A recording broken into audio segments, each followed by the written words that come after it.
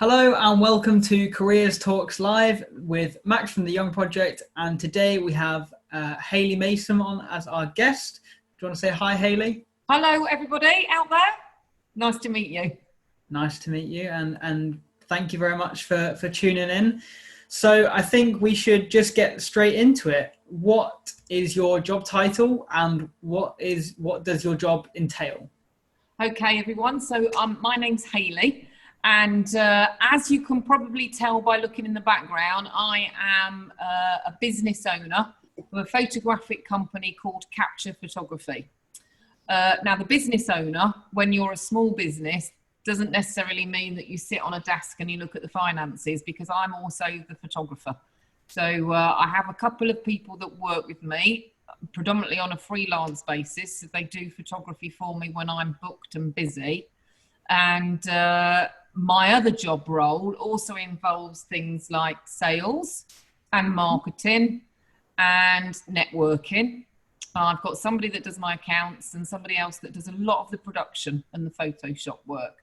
So that should give you an understanding of the type of roles that I do. I also have to do things like clean up some of the frames and my cameras and the dirty work. Can't not do the dirty work as a business owner. So how many people are in your business? It's just you, or do you kind of hire like people as and when you need them, or is it like, how does it work?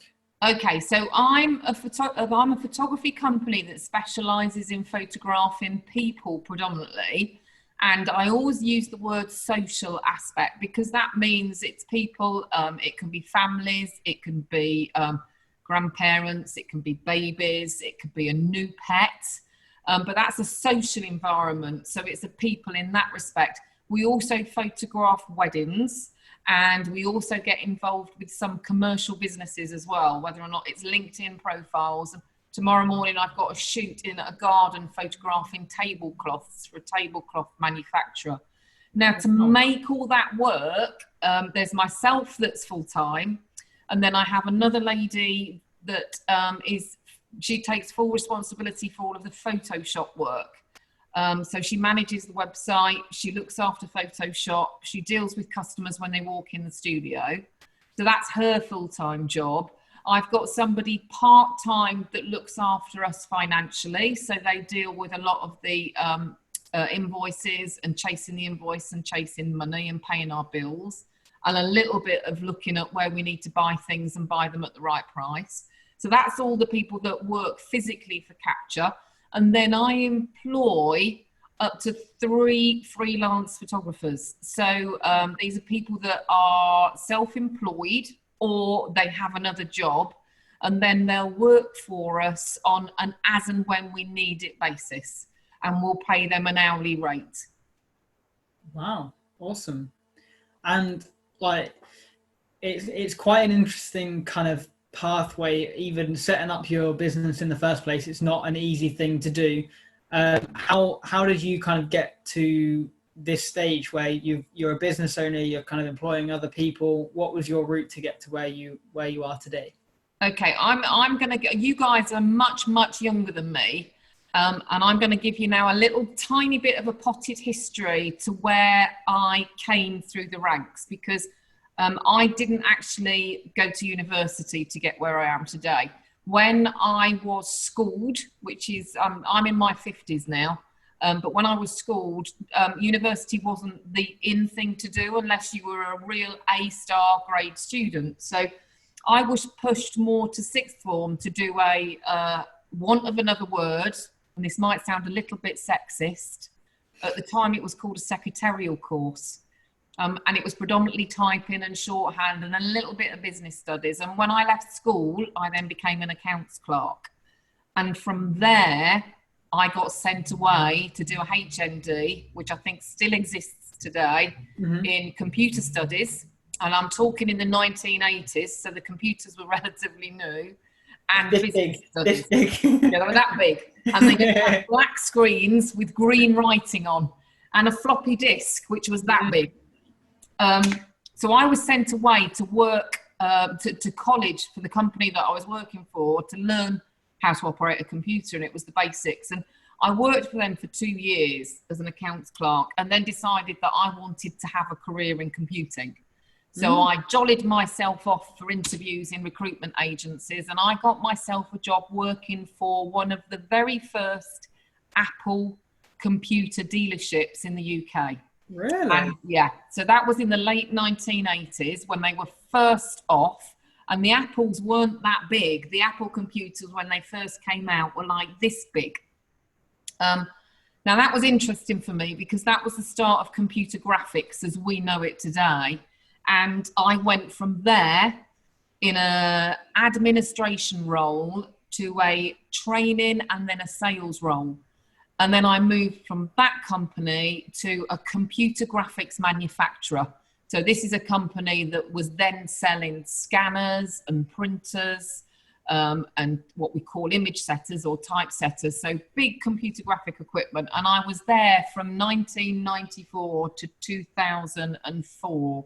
Wow. And in 1994, they introduced the first digital camera back.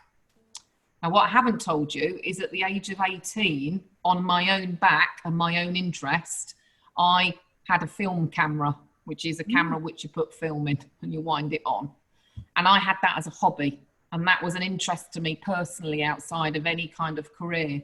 So how I got where I am today is effectively a career path that didn't happen through academia, although I did do my HNDs. It happened through a work scenario and just being very keen to learn technology that changed and happened.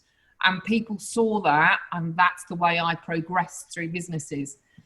Because I was working for that company in 1994 that introduced the first camera backs, as they're going to be called, and I had a knowledge of normal cameras, it was obvious that I kind of got put into that role. And from then I was with digital photography from the day go, from day one.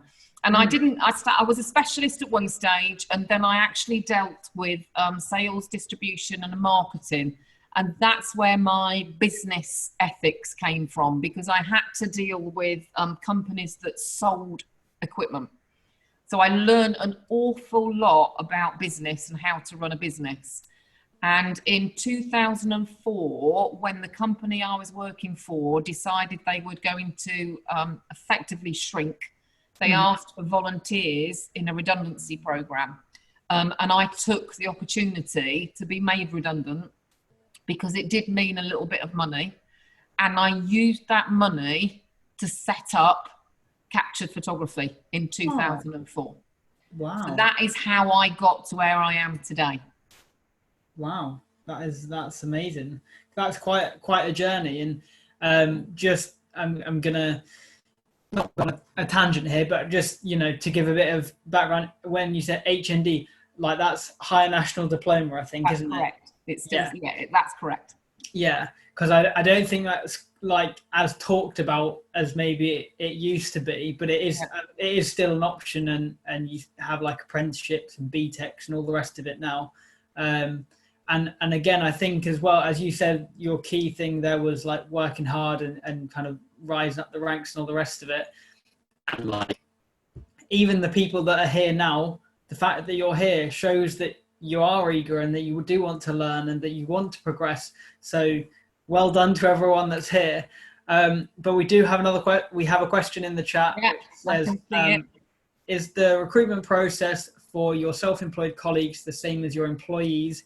And what do you look for when recruiting someone?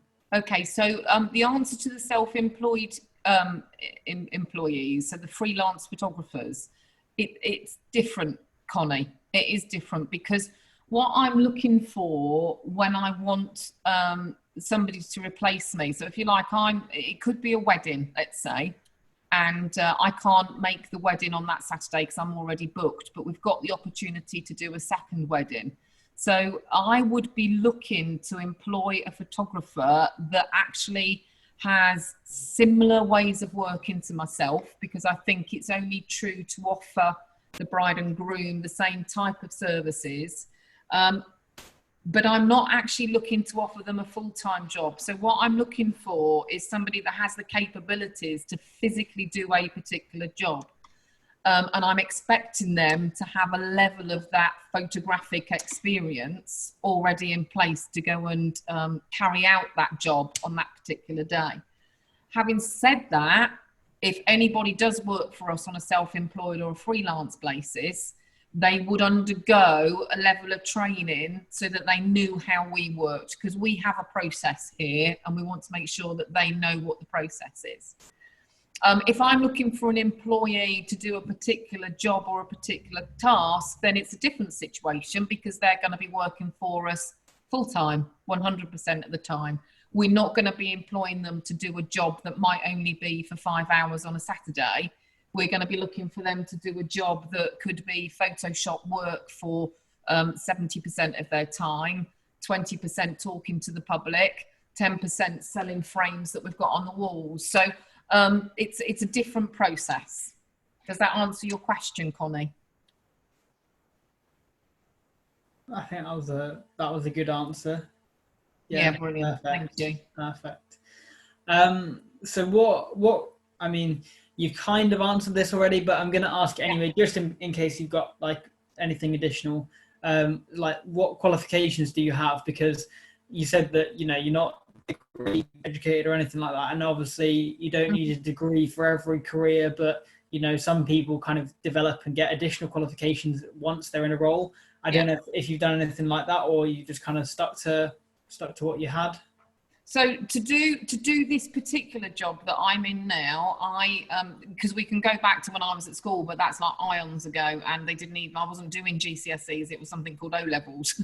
So I kind of left school with 8 of those, of which they were a mixture of marks from D's to A. I got 1A, but they were average C's and B's. So I was an average student, and I kind of went secretarial wise, because when I was at school, computering didn't exist, and you either fitted in university, factory, shops, or kind of business.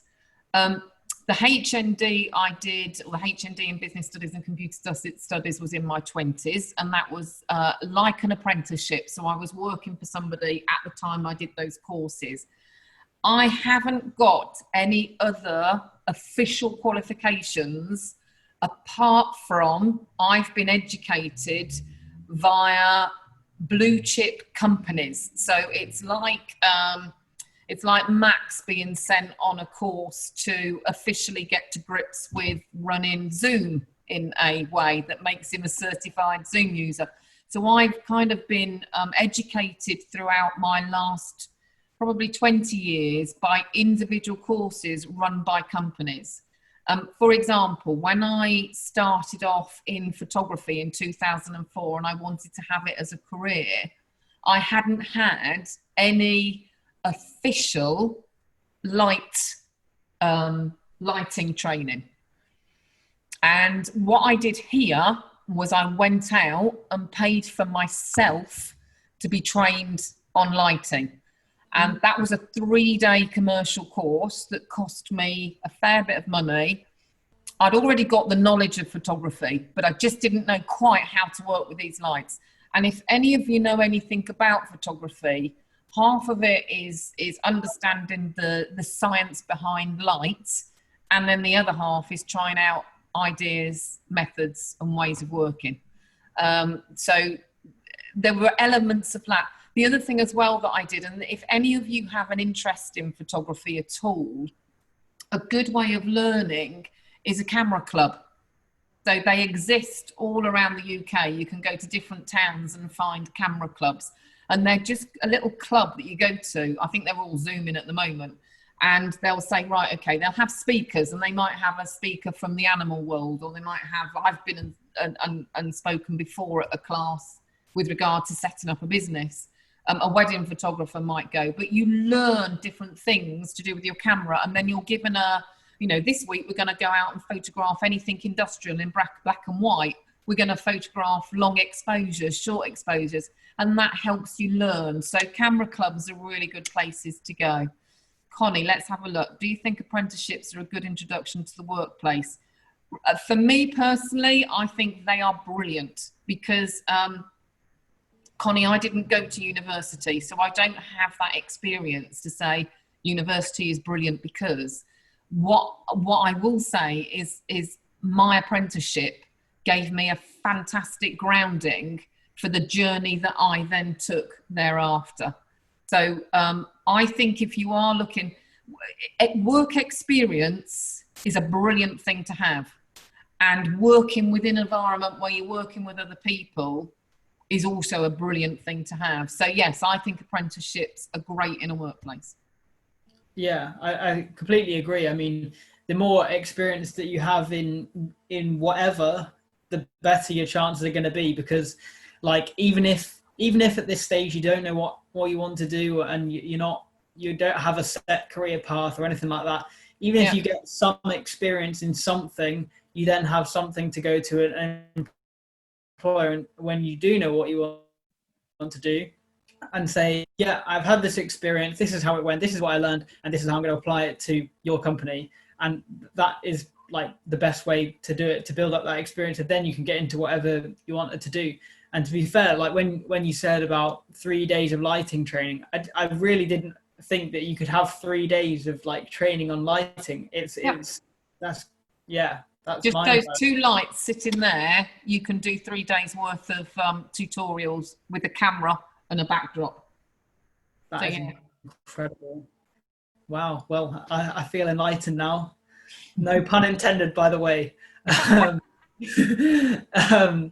do you have any advice or tips on like how to maximize your chances of getting into photography or getting into this kind of line of work? Okay, so I was saying to Max earlier, because I felt at school nobody really sussed me out to work out what I was good at.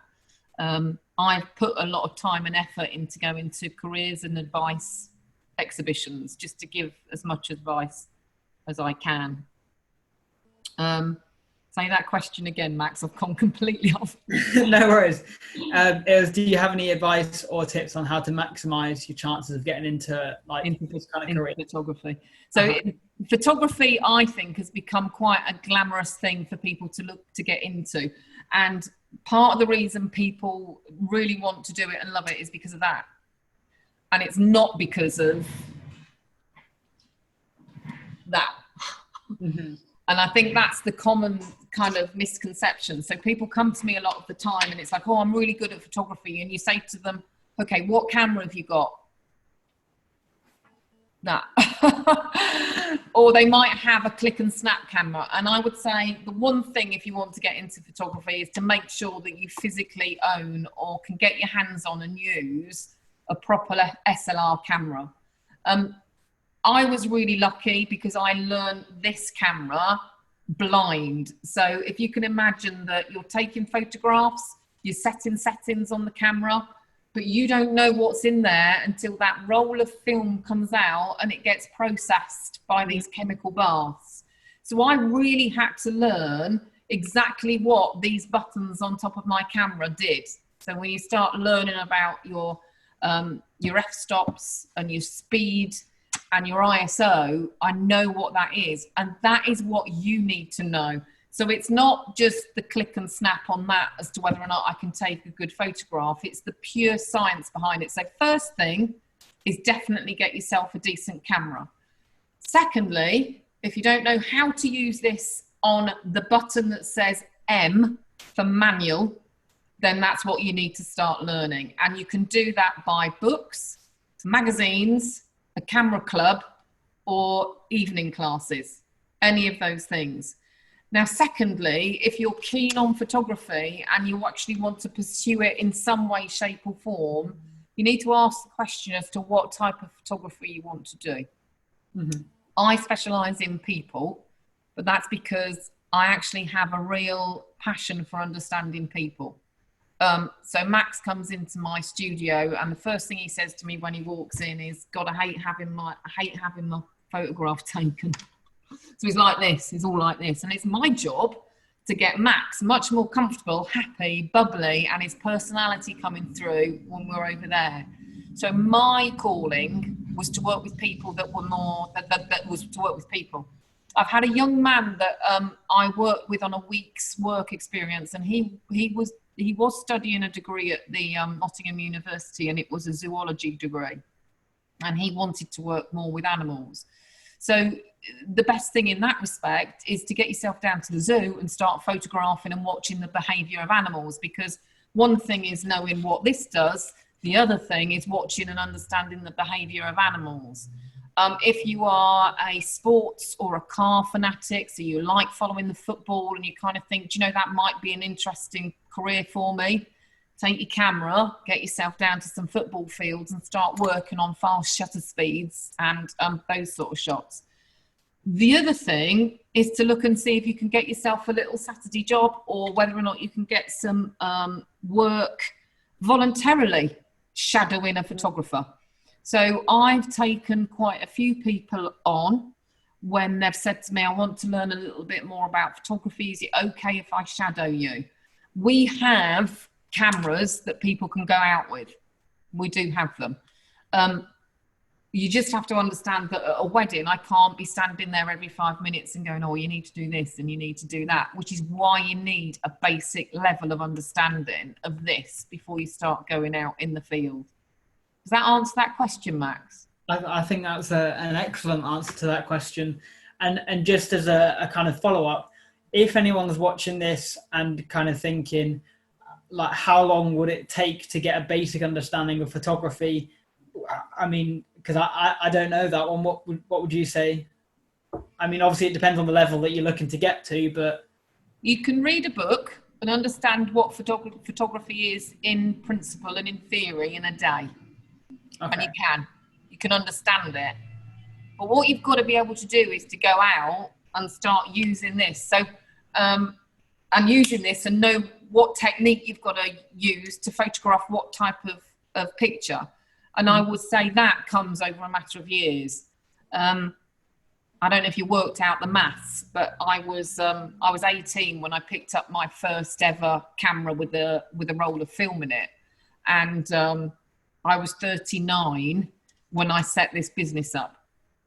So as a hobby photographer, I'd spent from 18 to 39 learning that as a technology.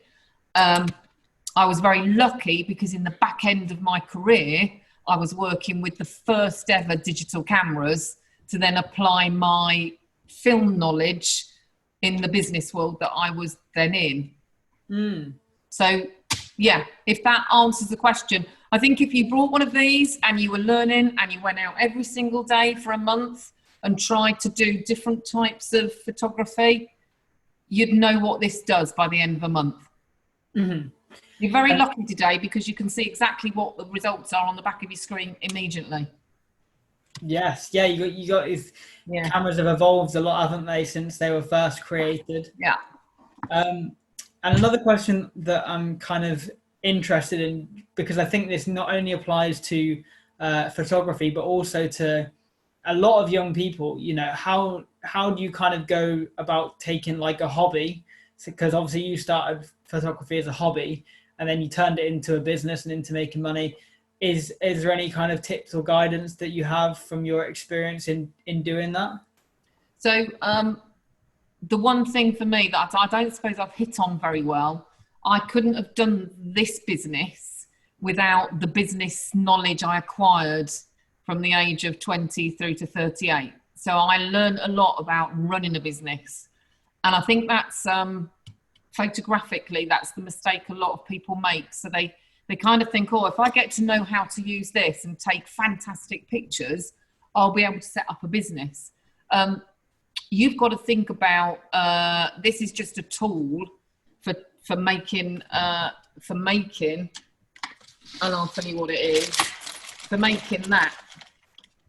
It's just a tool for making that. But what you've got to do is you say to yourself, right, I need to earn some money. What do I want to earn? And how am I going to actually achieve and get that? So you've got to be looking at some kind of a business role or a business plan. Obviously, I would say to any of you that are out there, if you're interested in photography, learning that as best as you can is one thing, but you've then got to say to yourself, do I want to do this as a hobby? or do I want to actually look and see if I can try and make a career of this? And if I can, what area of photography am I interested in? One of the ladies that worked for me 2 years ago, she did a year, she worked with me on weddings on a Saturday as a self-employed freelancer. She's now working down in London for a company called Getty Images. Oh, yeah. Yeah. Now, Getty Images is effectively a stock library. So they take a lot of, so if you imagine there's a red carpet do in Leicester Square, or there's a premiere in Leicester Square, and there's a bunch of photographers down there, their images will go to Getty Images. Getty Images will tag them and make them public to the Times or Vogue magazine or OK magazine. So those pictures are then reproduced. She's now the entertainment editor for Getty Images. Wow. So she's done brilliantly very quickly. Her interests in this were actually fashion. And that's where she wanted to go. Now, she's ended up in the arts and entertainment world, but she's completely happy. And she got her work experience really coming to grips with this and people by helping me out and working with me on Saturdays at weddings. Wow, that's amazing. I think that just shows you how far you can get with a bit of experience, doesn't it? Yeah, absolutely.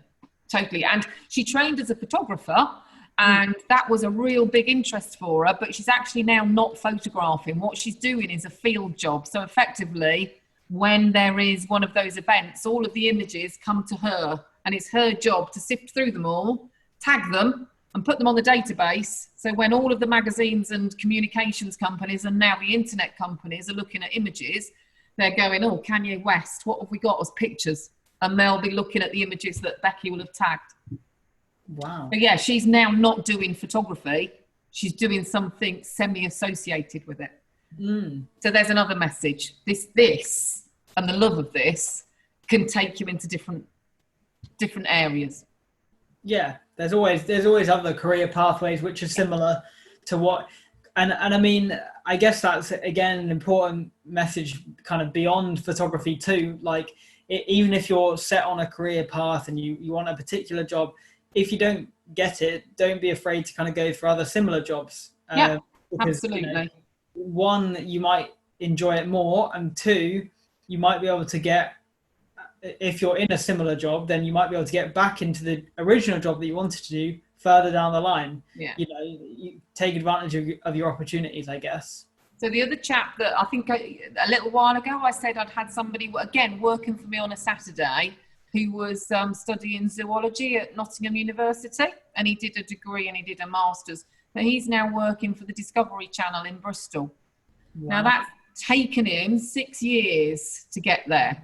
So he ended up doing a few very basic, because in the TV and production world, you have contracts. You don't have full-time employment. So you'll get contracted on a show for 5 or 6 months. So he's now been contracted to the Discovery Channel, and he's working on the new production of the Walking with Dinosaurs. Oh, cool. So he's working on that, and he's got a 2-year contract to work on that. But that's taken him all that time to get to that level. And in the time when he wasn't doing a job with a TV company, he was actually sitting on a telephone support line for one of the telephone companies, just handling calls to pay his rent whilst he didn't have a job in the TV world. Wow. Yeah. So back to you then. Yeah. What does a typical day look like for you? Because I imagine every day is different. Every day is completely different. So this morning, let's take this morning as an example. I came in this morning, always check out the list to see what we've got as far as outstanding jobs are concerned and put them on a priority. At 10:30, I had a 2-year-old birthday shoot. So I had a mum and a dad and a 2-year-old come in the studio for a little birthday shoot. So they came in at 10:30. They were gone by about 11:15. At 11:45, I had a lady come in who's got a business, a consultancy business, and she wanted some headshots for LinkedIn. So we did some work in the studio, and then we went out to the park behind me, because when people are doing a consultancy in a natural environment, so it's not pure kind of blue chip company, it's good to have some shots in nature, as I call it.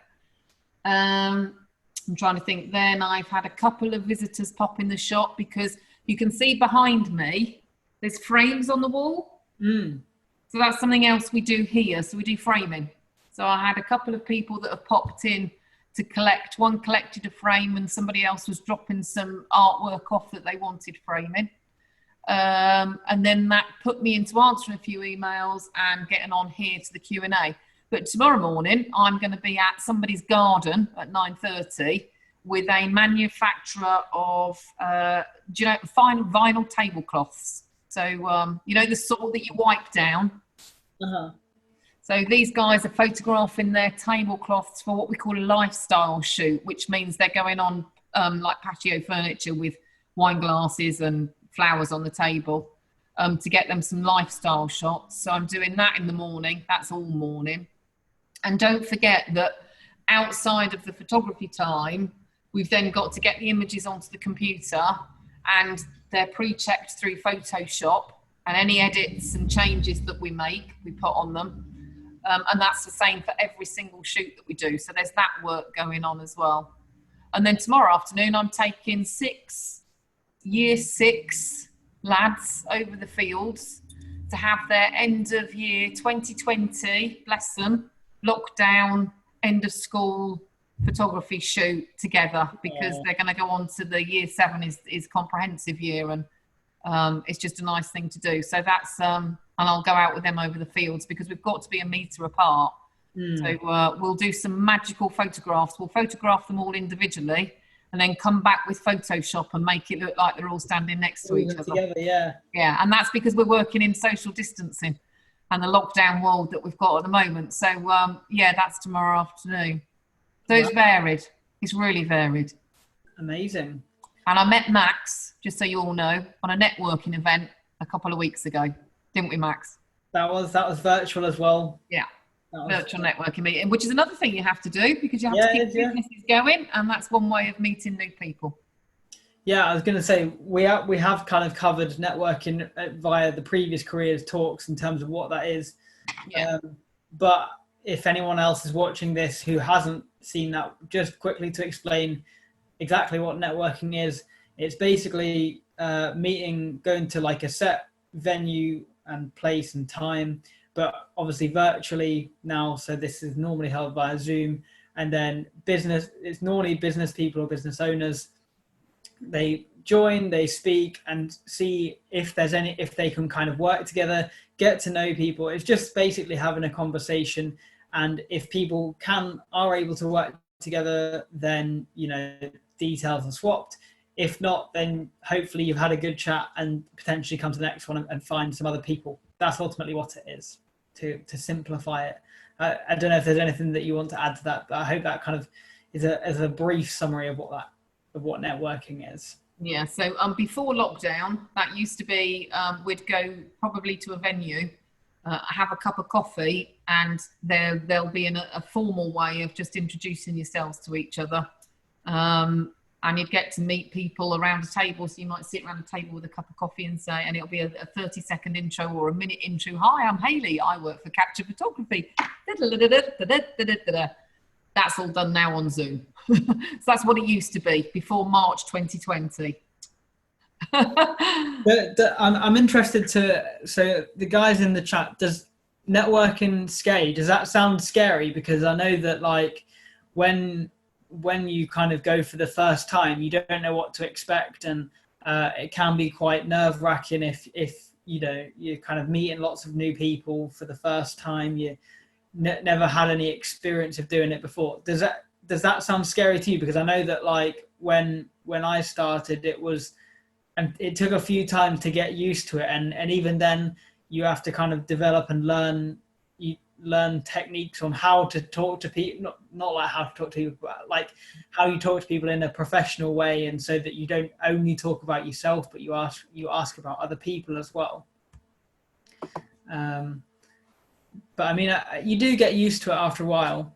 So we've got someone who says, yes, I'd be worried. I wouldn't know what to say.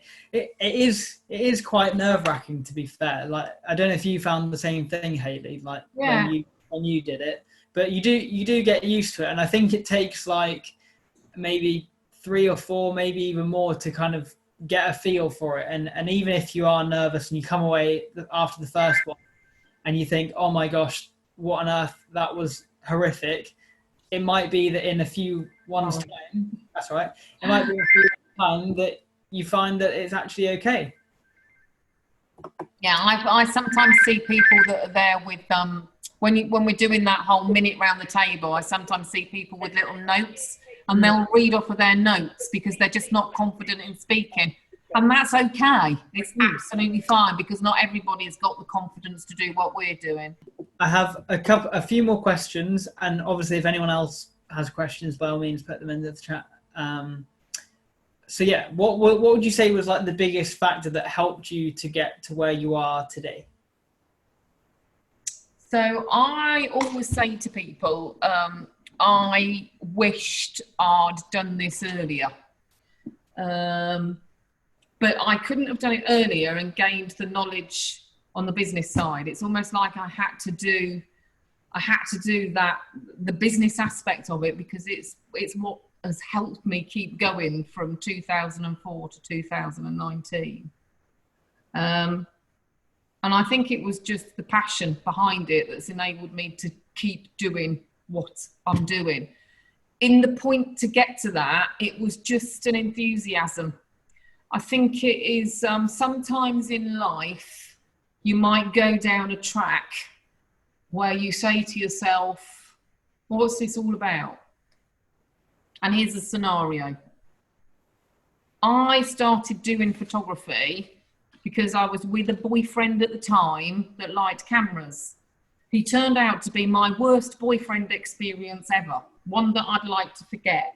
But if I hadn't have had that boyfriend experience, I would never have had this as a passion to start with in the first place.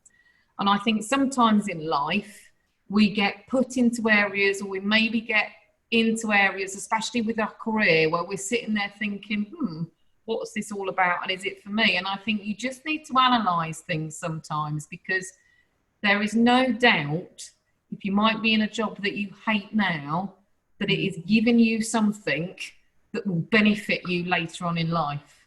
And I always say to anybody that joins or comes to me that's young and 19 and 20, you probably don't know what it is you're really good at yet and what you want to do as a job. So don't expect that to happen at a young age. You're very lucky if you do, but don't expect it to, because potentially you're on this journey that's going to get you to somewhere where you want to be. But it's all about learning. And sadly, that starts where you are now. That's it. Absolutely. And on the other side of that, on the flip side, what was like the biggest obstacle in getting to where you are, and like how did you kind of overcome that obstacle?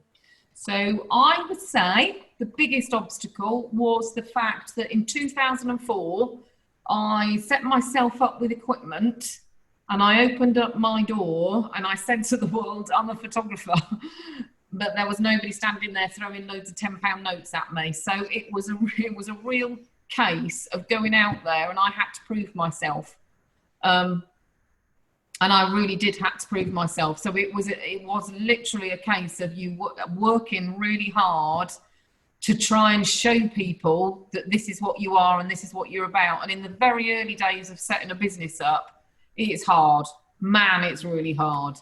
And you just have to say to yourself, it will get better. There will be more things to come out of this. The universe will provide. I just got to stick with it and not give up on things too easy or too early. Yeah. Wow. So that's a really important message. And, you know, if you are considering setting up a business in the future, then definitely it is, as you say, it's very, very difficult. And I think if you do it, you've got to be in it for the long haul, for the long term. It's not like very few businesses are kind of like set up, oh, boom, I've made $1 million, you know. You kind of got to stick with it for a long time before you eat. Sometimes you stick with it for ages before you even like get money back or get profit or whatever, don't you? So if you had to do anything again, what would you change, if anything? If I had to do anything again, what would I change? Well, I wouldn't even change that rotten boyfriend. So, do you know, I don't think there's much I would change, if I'm really honest, Max. I said to you earlier, I would have got into this earlier. And that's the only thing maybe. But then I would question whether or not I'd have been given the knowledge I needed on the business aspect to keep the business going and run the business and understand what I needed to do in that aspect. So maybe I would have left the corporate world can be a tireless workhorse, but it can be the most rewarding place you have ever been in your life. And I think sometimes, you know, if you get the opportunity to work for a big company on an apprenticeship, think about it. Just think about it, because they'll take you in. They'll take you in. So for me, maybe doing this a little bit earlier, but I would question whether or not I would have had that level of business knowledge that I needed to sustain and keep this business going in its ups and downs. But I mean, it's worked out, hasn't it? So, you know, it's all good. Yes. And then the last question that I have for you. Yeah. What is the most important lesson that you've learned so far in your career? Always look forward, never look back. Always think on the positive. So no matter when things go bad, there'll be a reason for it. Always be enthusiastic to those that you are with and those that you are around, because that, without a doubt, that's what got me through with my career. That's what pushed me up. Remember, I'm somebody that didn't have a high-end career in the degree thing, in the education thing. And the other thing as well is I always have this mantra that I will say to myself: never take out of the world unless you're going to put something in the first place. And that's just a little lesson in life, really. It's a kind of be kind thing, but it's the other degree. Put something back into the world and people will see that, and you'll go far, and you will. Wow. I feel like that's the sort of quote that should be put on some inspiration on a background somewhere, you know. Maybe I'll need to have it on a green screen. Yeah, you should definitely do that. It can be put on some posters somewhere for. Just remember that you're talking to somebody now in their 50s that's lived a lot of years. So there you go. That is very inspirational, though. I don't know. I mean, maybe it's just me that's inspired. I don't know. Although I would imagine that you've inspired the people in the chat as well. So I hope so. But yeah, so make sure that you check out the other Careers Talks live every Monday and Thursday at 4 p.m. You can check the links in the description to sign up, and also you can follow all of the socials on in the description as well.